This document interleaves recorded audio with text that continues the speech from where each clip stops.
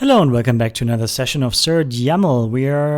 In the previous session we have added the end of document marker here and came to the realization that in order to handle any scalar value we need some sort of handler that does that. And well, first of all, let's make this test work. And we learned that apparently the end of document marker really needs to be on its own line no matter what, without indentation. And considering that we know it needs to be on its own line no matter what, I think we would be able to just print a new line here. And yeah, it's time. We could just do that, right? But on the other hand, we have no such... we can't say that because we have an option that says how to serialize this. And yeah, I guess in order to make this work, we need two encode calls, one for the white space and one for the non-white space, or we format the string here. And I would format a string and then use a string instead. And considering how rare these things are called, I think making it easy for us would be what we want. So let's see what we have here. The line break enum, it can convert itself to a byte string, and it should also be able to convert itself to a string. Both. So the line break, I'm not sure what I will use most of the time. For now, I will actually just create another variation of this thing because this will be quite stable to allow us to output strings as well. At compile time, I could of course, just convert this to a string at runtime, to an str. No, actually, it would have to convert it to a heap allocated string at runtime, which I do not want. So let's just do it like this. Oops. Like that. And now we would be able to say, well, we want to be sure there is a new line, so we could format that thing. Oh, that would definitely create a heap allocated thing. Ew, I don't like that. So if that's the case, then I could also leave this and have two calls, right? Which is as wasteful in a way. So either we use the heap or we spend a lot of cycles doing what we do, and we will get into the same trouble many times, I guess, because we always have to call in code to write anything. If you look at this code, usually you see that it uses write, which is kind of the efficient way to do this. But we can't just write it. We have to encode the bytes. And right now we basically work... Yeah, you know what we could have? We could have a string that is pre-allocated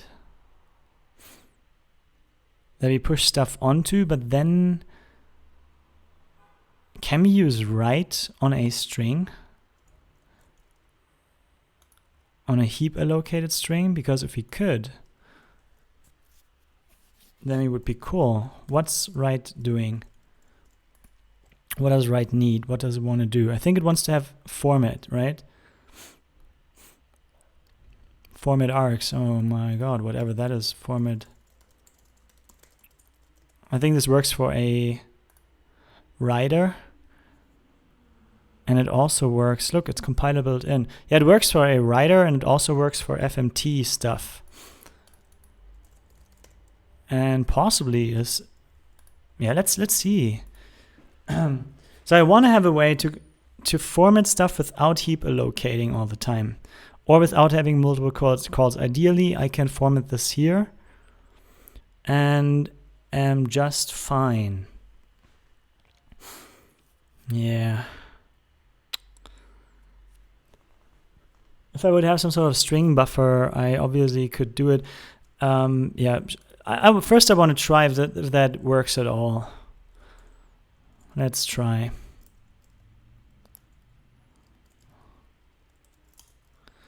I shall try that with in my unit test here real quick. Let's do it here.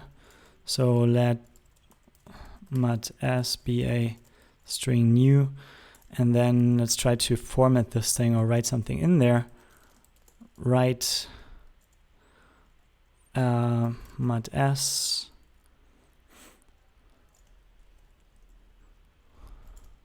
foo 5. So does that work? Could. Does not implement any method in scope named write fmt. We might be lucky and it implements write, but I'm not sure about that either. Because write will work as long as you import IO write. Please, I mean vec does write, right? So probably write is not implemented here because, oh, it is implemented. Cool. So I think all we have to do is to import use std io write, and now this might actually work. No. It's interesting. Maybe I don't have to pass it like that. Maybe it can just deal with it properly otherwise. Nope.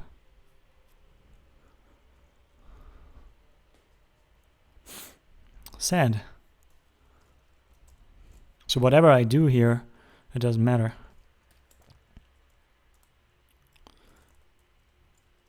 And other question, is this required? Or can't it just figure this out by itself? Because it's a macro and macro magic is going on. See? This actually works. Okay. So that won't work. We could use format, which creates a new string. Maybe format allows us to also pass in a string to use. Format args. How is this implemented?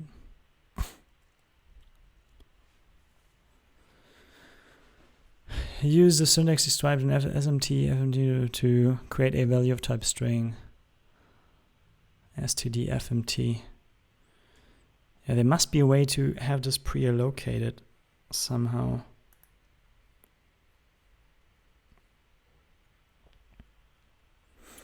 I would hope so. Oh, look at that. What? That's format I didn't know either. Interesting. Nice. Didn't know. But no heap or no pre-allocation for that stuff. Write wants to write to a formatter, and yeah, I don't know. And the backend of a formatter should just be able to be a string. But yeah, not really. Format, println format args described below. This is used to prevent intermediate allocations of format strings, instead directly write to the output on the hood. This function is actually invoke the write function defined in this module. Okay, there's a write function in this module. Maybe I can use that. It's interesting, something as simple, huh? If you think about it and you don't want to have unnecessary allocations or want to make this as efficient and compile timey as possible, then yeah, you have to look into this then. fmt format args. Okay, and what does that generate then? Yeah, that it works with the writer we know already.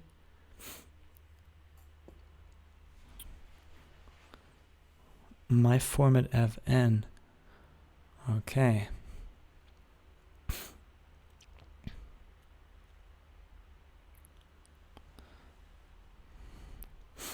Lots of ways to specify how the formatting is supposed to happen. That's all expected.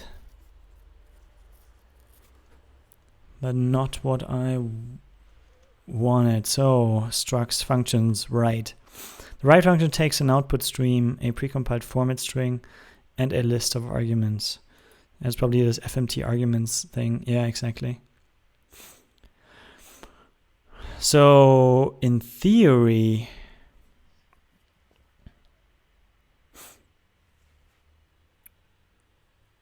this is, you know, the precompiled arguments thingy is what I could use, huh? Even though I don't know how precompiled it really is. I have no idea. Huh.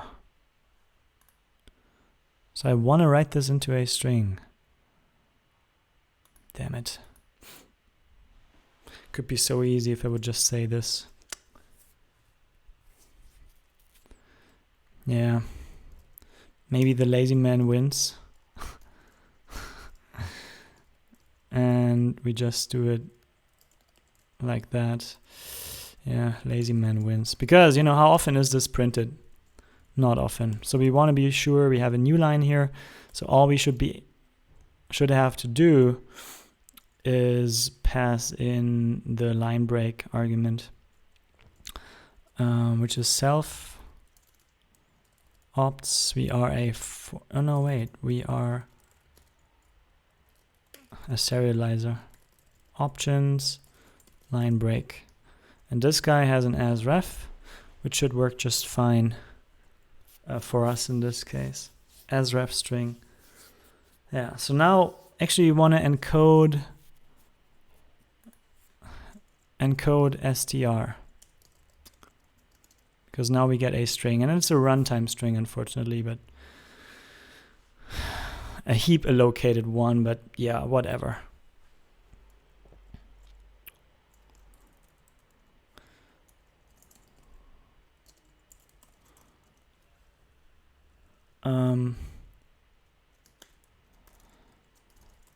Let's begin document the sibling. Really?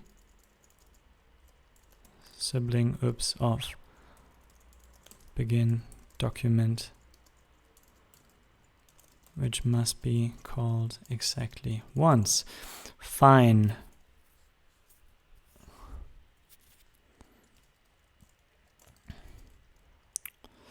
Note the new line is currently, well, it always needs the new line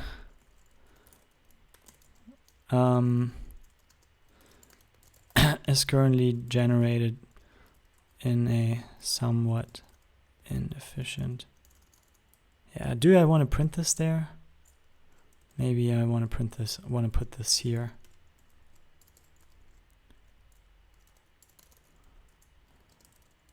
Manner as we heap allocate an intermediate string. Instead, we could call encode twice. Do I want it or not? No, I would rather do it like that, even though we really don't. Yeah, I don't know. I don't like any of this very much. But yeah, we will get into more trouble later, I guess. So how does it look like now? What is there? So it's 97. What? Unclose delimiter. Really?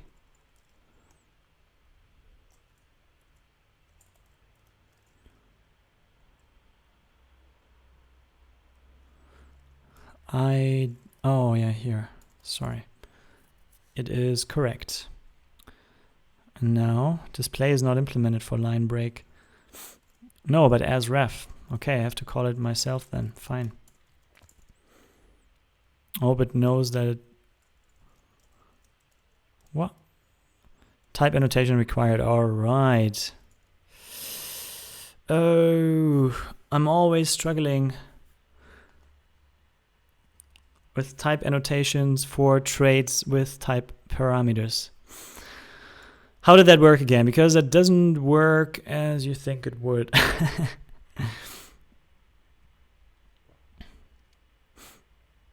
because we kind of have to convert. Oh no, wait. Yeah, I think we can do it like as ref str,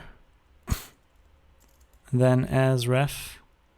Now we make this call like so, without that thing, obviously. And we specify, we give it a borrow. So that's kind of a manual call of that method. I don't know if there's a better way, but this definitely works. And considering this is so shitty, type annotation required just because it's ambiguous? No, it doesn't tell. Yeah, damn it. So I'm not sure if there's a better way to do this.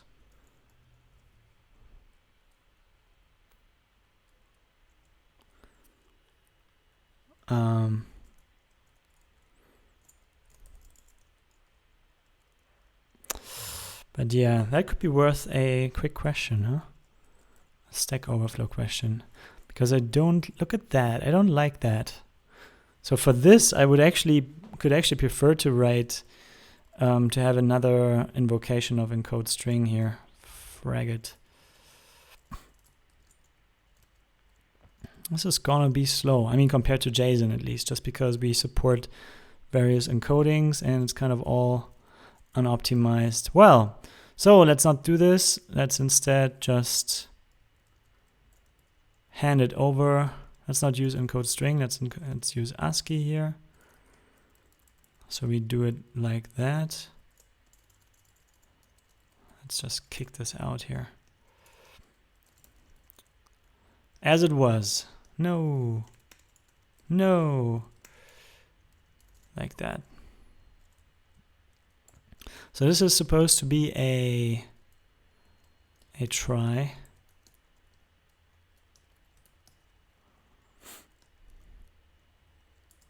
And the next line is going to be encode ASCII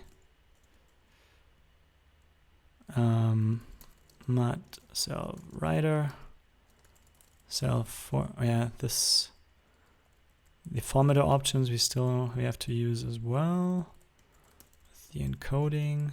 It said that we can't have an own encode method on self just because we need we need to borrow mutably here, and usually we have the options borrowed in some way, and that was a problem initially that prevented us from doing what we wanted to do.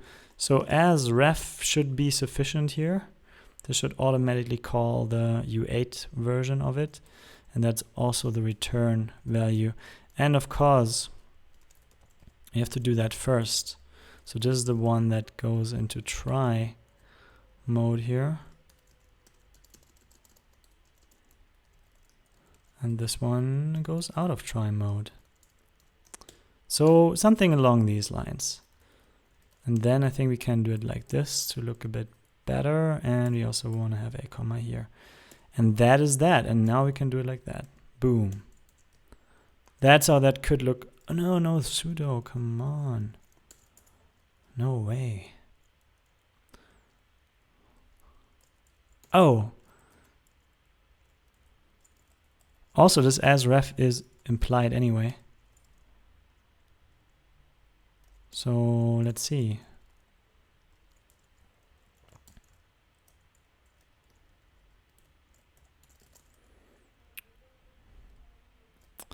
Now, can I move out of borrowed content in expansion of try? Wait, isn't this supporting as ref? As ref U8? Yes, it does. So what's your problem? I must say, I mean, sometimes simple things are hard if you are kind of on a low level, right? So I'm not sure about that. Maybe I'm doing it wrong. This could also be. Maybe I find better ways later. But in theory, this should be totally cool. But it doesn't doesn't like that. So here we have the try. And why does it want to move? Can I move out of borrowed content? Why does it want to move this all of a sudden? Why is this as ref not good enough for him? Can I just... I mean, that shouldn't affect it, right? I'm just in ASCII mode here. Damn it, you. 20 minutes in and I have nothing achieved so far.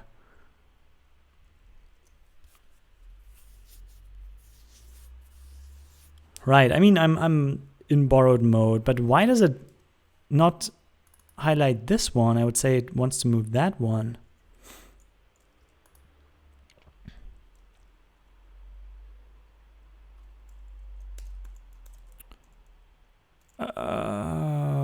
Well, maybe it needs this to work. I'm not sure if the as ref will then work correctly. Yes, it will. All right, fine. Good, so for now I don't even need that particular implementation, even though I think it will come in handy later, so let's keep it now that I have it. Yeah, let's call it, let's document this. Must be called once before starting a new document. Oh look, and the test works now. Must be called once before, once when starting to serialize any amount of documents. That is that. And yeah, I think that's worth, you know, we just fixed the test here. How do we call it? Tester, fix document and indicator test. We now put a new line before the end of document indicator. This seems to be correct in any case, but we will see about that. This basically means that we shouldn't add a new line indicator by default anywhere. Kind of. See about that. It basically means we cannot add a new line after a value by default. So it's kind of a, kind of a prefix in prefix mode and not in suffix mode. Yeah.